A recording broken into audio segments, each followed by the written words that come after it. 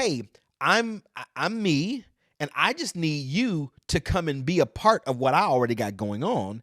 And so Yeah. over here, if you can't fulfill your role in my life the way I designed it, right? When I wrote down all the little lists of stuff that you had needed to have, right? If you can't fulfill this role, then you need to move around. I think the painful part of people is they don't take an inventory of who they are, True. and so they don't know what they're selling. Like you don't know you don't know what you're out here selling because yeah. So I was, you may know this in my bio. I'm actually sales leadership. Actually lead a group of salespeople.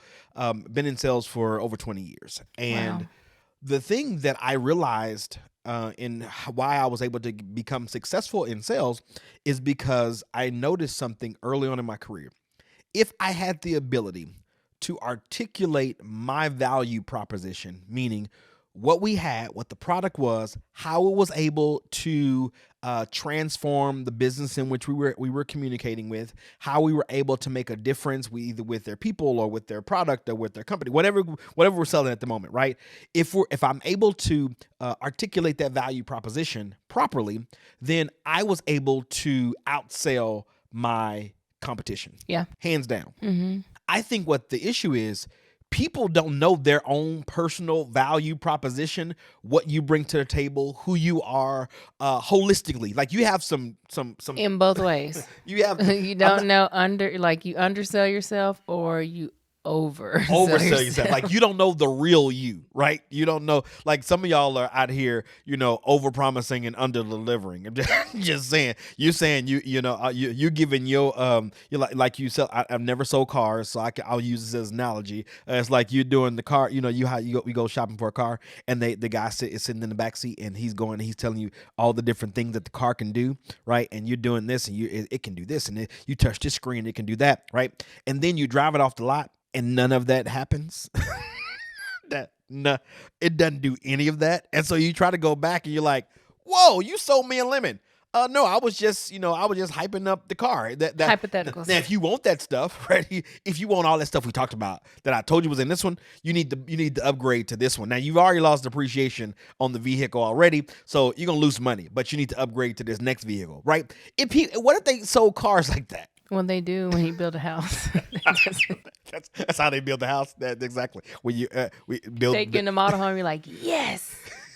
And they take you in the one that you can afford. You're like, no. No, that's not what I want. The one that you showed me over there, like the one that had all the stuff in it. Oh, the doors are an upgrade. But that's what people are, right? And you get Yeah. into a relationship. Ready? I'd love you just said something that you spoke a word, like you don't even know it, and you're like, that's an upgrade. That's how people treat relationships. Yeah. Like I'm gonna show you all the fancy who I am, who I can be, like the kind of wife I can be, or the kind of husband I can be. But until you can do this. Do you make six figures? Do you have an 800 credit score? Do you now? If you do all that, then that's the upgraded package, and I can upgrade, to this person that you're looking for. But if you don't have this level, then I can't be that level of person that you look.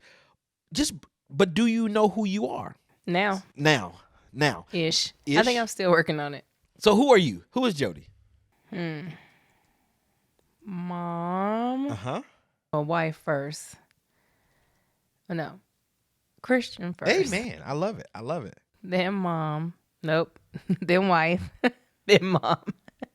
I told she didn't get the notes. She didn't get the cue cards. It's okay. I think I'm more confident now. Yeah. And I'm like, whatever, you do you. Because I'm just going to be here and you're going to figure it out.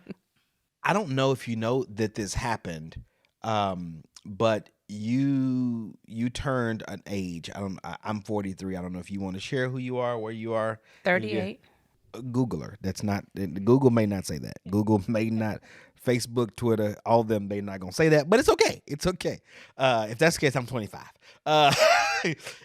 But when you hit that milestone, your view of the world shifted and you were able to Now, you still look at the world, you still want a certain level of acceptance, and you still want a certain level of conversation. I get that. Mm-hmm. But there's a level of you like, this is who I am.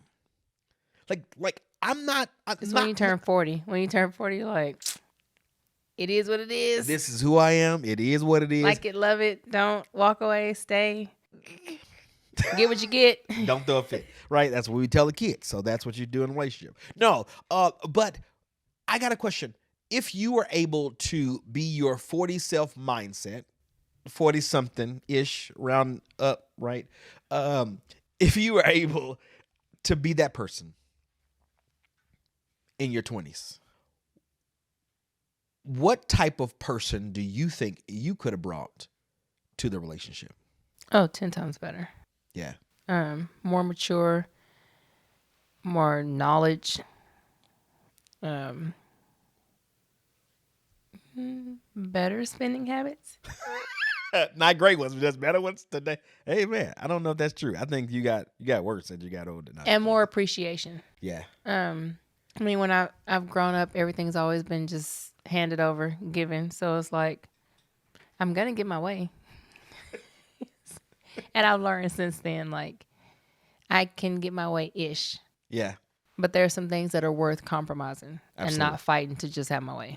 That's another word. Another word. Compromise is essential in every relationship, and a lot of people get in, especially in the dating world, the dating scene. From my understanding, as far as what's going on these days, there's a lot of I refuse to change for anybody. I'm who I am, and I'm being. And that's not a thing. And I get you being the natural self, and I get you being who you are just as a person.